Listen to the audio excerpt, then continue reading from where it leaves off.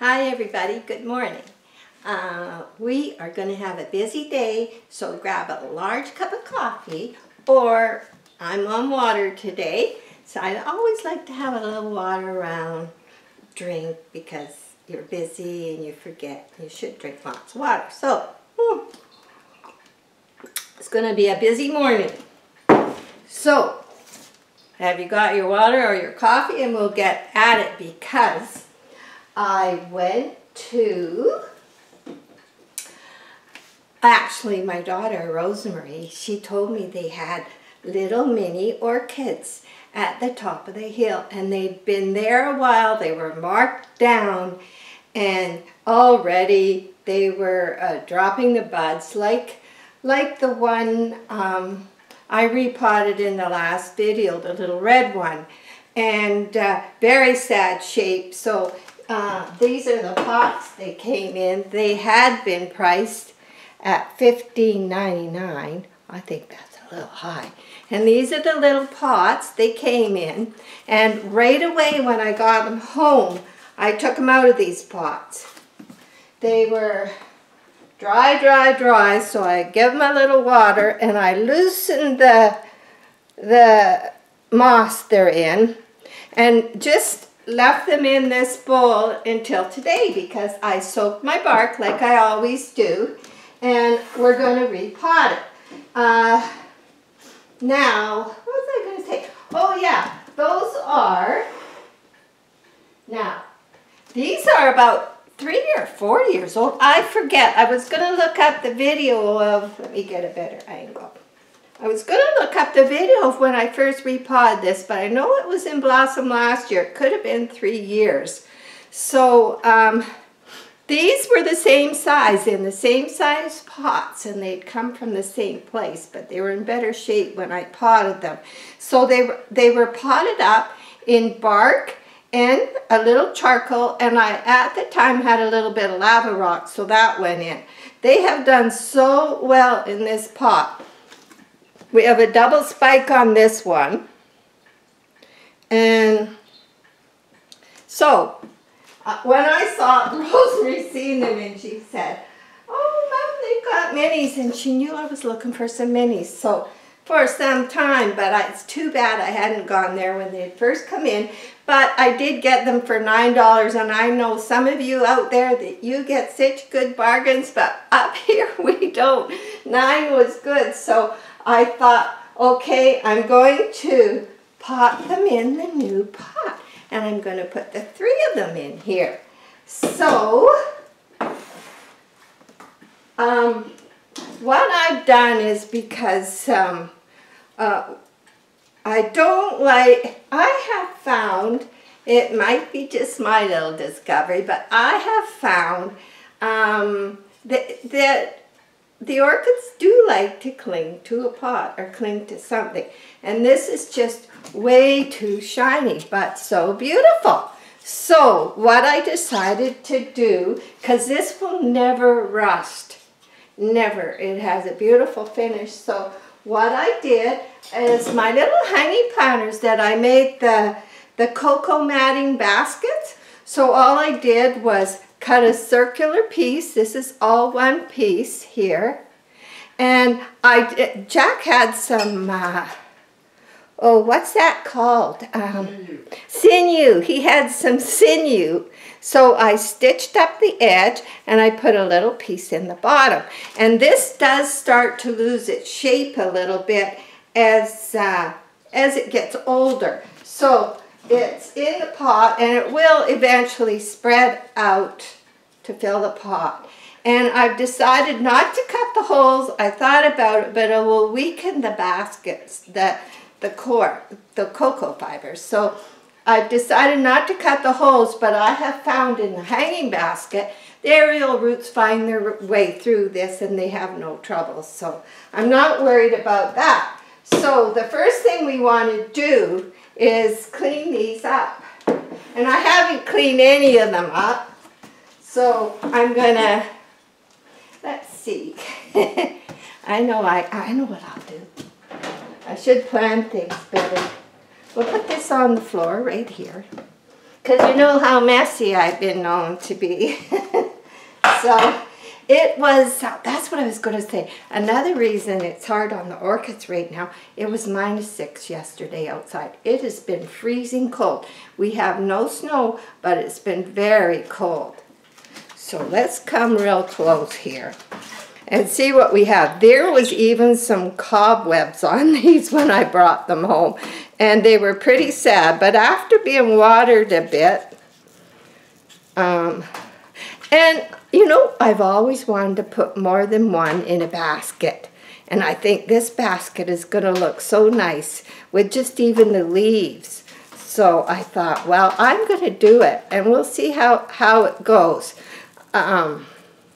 I do lots of things sometimes, and I try them, and some work and some don't. So, but I don't want any moss left in here at all, because not that I'm that against moss. For me, I am, but this moss will definitely, they don't use really expensive moss when they're packing these. They use a cheaper moss. It's been in this moss so long, it's going to be acidic and no good.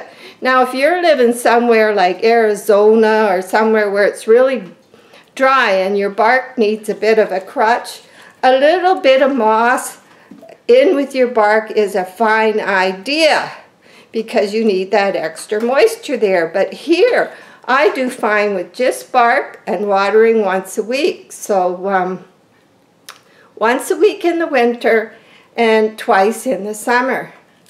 So anyway, this one's, I'm going to set it aside for a minute. It looks pretty good, doesn't it? Yeah, so I'm going to set it aside for a minute. And we'll do the next one. Then I'll rinse them off good, and we'll get them in. So, yeah, there's a good close-up of quite a bit of mess. This one was really thick. So, but I did water them because they were hard as rock. So, now, oh, the spikes. Let's talk about that while I do this. Now, the spikes. If I have a plant, now the last little red one I repotted, it had split leaves when I got it. It was in sad shape because it was right by the door, and it's so cold here, it was in real rough shape.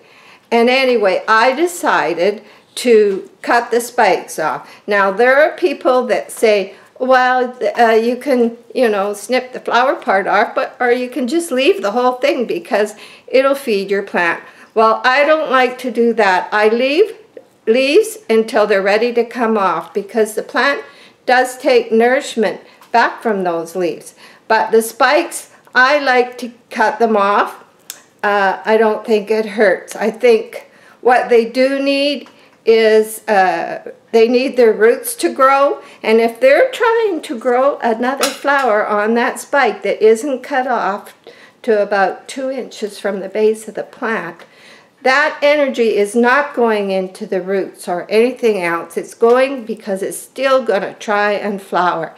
And I don't want that to happen. So I usually, when mine is sad, and I'll show you that after, I do that, and then I give them, I'll show you the fertilizer I use. So here we are. The second one is done. And you can see, now there was something funny on this one. This spike, this one. Yeah, it came out, and there was, I don't know, it's just an old spike. I thought maybe it was trying to form a keiki, but I could be wrong. So there was 3 spikes on that one. One more and we'll rinse them off. Boy, quite messy. Hey, this is going on the dish track. It's not going on the floor. The floor needs washed. And, oh, this is the one. This is the one I wanted to show you. See this little stem? And there is a leaf trying to grow there, and that is unusual. They were under stress. There's no doubt about it. They were all white. There was no colors, and there was only about 6 or 7 left. And I tried to pick the best I could, and I wasn't going to leave without them, because you know how long I've been waiting for minis. Not all year. Once a year we might find some, but that's it. So, you know, we're not near any big stores or places that I can get them, so I took advantage of that. There's one root here. Now, let's talk about the roots. Now, if they're soggy roots, what I do, you know, I used to snip, but now what I do is I pull soggy roots off and I leave that inner string, unless it wants to come off too. So what I do is I make sure there's nothing that is soggy on there. And if they're dry in bark, they're not going to be a problem. And what I do is I go back at a later time, check my plant, and I'll show you that later. And anything, now here's one here. See, I'm going to just strip it like that. I found that the plant is shock less. It's something I started to do. I've always got my scissors ready. Now, if there was one that was real dry or something else, I've got my scissors ready and I would cut it off. Okay, so let's get ready and pot them. I'll just quickly rinse them off.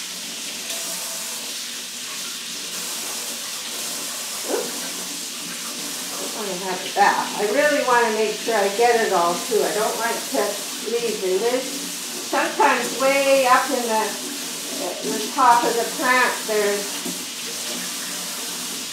it gets stuck in the, I don't know, maybe the crops. I don't know what you really call that. So there. So just have a quick look. Are you guys getting ready for Christmas? Well, I got some stuff done. But I've cut back. The tree is a lot smaller this year. I don't know. I don't know if it's, I just thought, oh, the orchids are going to be in bloom. Yes, God's creation. So the tree was artificial, so we just went with a smaller artificial tree. And we'll rinse this one off. Now, I repot, and then I go back about, even 2 months. Well, whenever I'm in the mood, I go back and I take the plant out of the pot and I check it. And I make sure, because sometimes you do lose roots when you repot. From any media change is a shock. And so you go back at a later date. With bark, it's so easy just to check them. And you go back at a later date and you take it out of the pot and you see any wet roots. They were not good when you were starting. You just strip them like I'm doing here.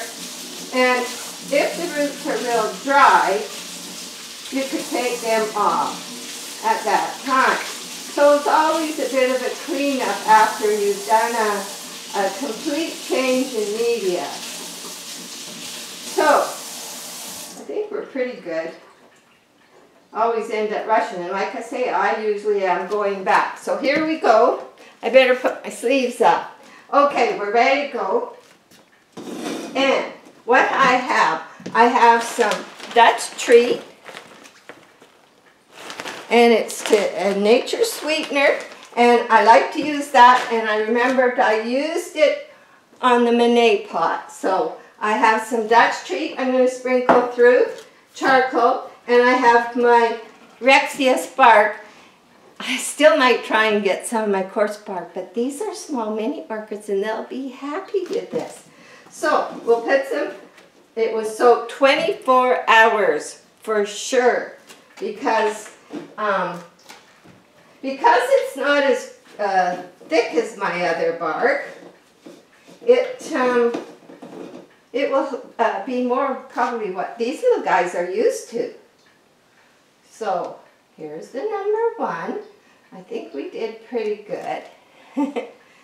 Yeah, they're so cute. I was so happy when I found them, even if they were sad. So we're just gonna place them around here before I put too much bark in. So one will go there. Maybe with the leaves in. One will go there. And one will go there. I don't like to plant the leaves too deep, so, but this just, sometimes if I go back, I will adjust them by just with my fingers playing around. Okay, now we'll put a little charcoal. Whoops. Not there though. Okay, now let's put some bark in. Just wondering if you can see this. Maybe I could go here. Okay, we're going to put the bark in. And I use my fingers to kind of push it inside. There's always that kind of hollow area inside where the leaves are going in to the same monopodial stem. There's always that kind of hollow spot. And I like to make sure that I get the bark into that hole. And I just shake my fingers and put the bark in there. So now, not sure how long I'll leave the flowers on. I'm going to judge by just looking at them like I did with the other one, which I'm going to show you. So I like to just take my finger and poke it down. Now this one, it's not deep enough. So.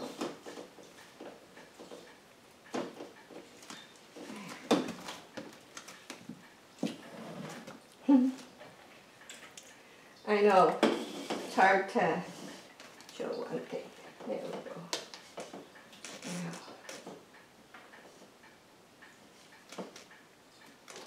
go. Okay, so it's taking a lot more bark. It's a bigger pot than it seems because it's spread out quite a bit like a flower. This is going to look so beautiful. I always say it takes a year in your care, TLC, before, you know, you really start to reap the benefits of your orchids. I'm beginning to think most of ours are going to be out for Christmas. The spikes are just coming along really good. So I may touch this up after when I'm not wasting your time, but it is going to be beautiful. Yeah. So I'll touch that up. That's how it looks. And I just want to talk to you about something while I wipe this up. There, let's put that down there. I always keep a rag around to wipe the floor. There we go. Okay, now, what happened was, I had, this is the orchid with the red flowers, and I've cut the spike off. The one I just did in the last video. I've cut it high, and I've put a little bit of cinnamon on the end. Now, this is just what I believe is better for this plant, because when I got it, it had split leaves, and it was rough from being right where the freezing door was opening. So, but, I had it in this pot. I've never really liked this pot. I don't know why. But we went to the thrift store the other day and found 3 pots. This one was 25 cents. And I love these pots. And what you do with these pots before you put your orchid in is because a lot of the time there's spots where they don't enamel the whole inside. So just run some warm water on them or put them in a little bowl and let them absorb some of that, because it'll help with the humidity on a new potting. So I love this pot, and the flowers are about this color. So next year when this flowers, it'll so match that pot. And I just stuck it in this saucer because it doesn't have a saucer. So that's what I did with that one. So let's put it there. Now, the other thing I've been up to, oh no, it wasn't in that pot. What pot was it in, Karen? Oh, I don't know. This morning, this one was in this pot. And that one was in a green pot that's outside already, that I didn't like either. Okay, I got it straight. So, this pot was in my kitchen window with this orchid in. And I got this pot with the saucer for 50 cents. I got 2. This one and this one with no saucer for 50 cents. So I had to do it. So what I did was I thought, well, there's some I don't like the pots, or I really think the orchid doesn't either. So I put them in a prouder place. And I like these. So I repotted this, even though I did this morning, even though it has a little spike, it only has 2 leaves. And it is one of my orchids that had a bit of scale like a couple others, and it suffered and suffered, and it went to flower last year. It's a couple years old, and I ended up cutting them off because it was still struggling. They're beautiful flowers, and I'm patient, I'm waiting, and I think we got her. I saw some nice little roots. What I like to see more than the spike is nice little green roots coming on leaves. That is the base of your plant. If the bottom structure isn't strong, it weakens the whole plant. So anyway, when I repotted it, and I wasn't going to show the whole thing, none of the roots were mushy, but there was 2 dry ones, and I just wanted to show you. These were very dry. That's about the only time I really start snipping now. And I make sure I put my scissors under the gas heat for a few minutes and wipe them with some alcohol. So these ones were dry. They're not doing anything, so I did snip them off. And I don't have to worry about putting something on the cut because these are old. They're not doing anything. So I cleaned it up and I gave it its new pot, and I'm quite happy with that situation. So here we are. The yellow one is still doing good. It's lost a couple of the flowers that would have come out first. And so I think that's it. Wow. Oh, I know what I was going to say. Now, any that you have that are struggling, when you're fertilizing, I am still fertilizing my orchids. I'm doing 3 waterings of the month. I fertilize less than a quarter, way less than a quarter of what your instructions say. I use minimum, but I do fertilize. So I'm still fertilizing, but the one, I call it the first of the month, which is a watering day, when my watering, the Saturday, the first Saturday of the month, I do a freshing rush through of water, just water, no fertilizer. And the next 3, they get the fertilizer weekly. So right now, as you know, I'm still waiting for my other fertilizer. I know it's coming, but I'm using the one I got at the garage sale and that I shared with my daughter. So this is getting, it comes with a 1/4 teaspoon, and I'm using maybe 3/4 of that 1/4 teaspoon in 4 to 5 gallons of water, which is what my sink holds. And it's 1931-17, and I love it. So, but for the ones that are maybe struggling, I don't use that fertilizer. And this is a fertilizer I have had probably since I started with my orchids, and it's Plant Prod, and it's 15-15-18. So it's almost a completely balanced fertilizer with a little higher last number. Now that higher last number is for the all over healthier orchid. So the ones that aren't in spike and they're not looking absolutely, you know, like, I like to give them this one. And what I do is I have a watering can. Where did I put it? Probably put it away. Okay, I have this watering can. It's just a small one. And I just put a pinch. That's all I do. I take it on my finger, I put a pinch in there, and then I run the water over my fingers until this is full and stir it up. And that's what I use on the ones I think are struggling that I'm not trying to flower. Even if they have a spike and I think they're struggling, I will use this one instead. So I knew there was something else I wanted to tell you. And if you go to the dollar store, Q-tips and those little cotton pads and cotton balls, sometimes you get a leaf and you've just watered your orchid and that leaf is sitting on another leaf. And summer I wouldn't worry, but winter I like to make sure the air is going to get in there. So I take this little cotton ball and I put it between where the leaves are kind of really too close.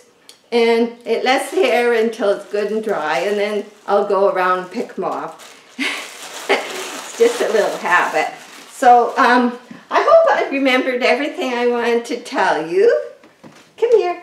You want to say goodbye? She's down here and she doesn't know why Mom's been throwing wet stuff all over the floor. So anyway, thank you for coming. And I'm always glad to answer your questions, your comments. And I know I don't do everything exactly how everybody else does. But what I want you to do is watch everybody and then do what you think is best for you. And sometimes it's a little bit of this and a little bit of that. But the most important thing is just like people. They all need a little tender care and loving. Yes, they do. Okay, bye everybody.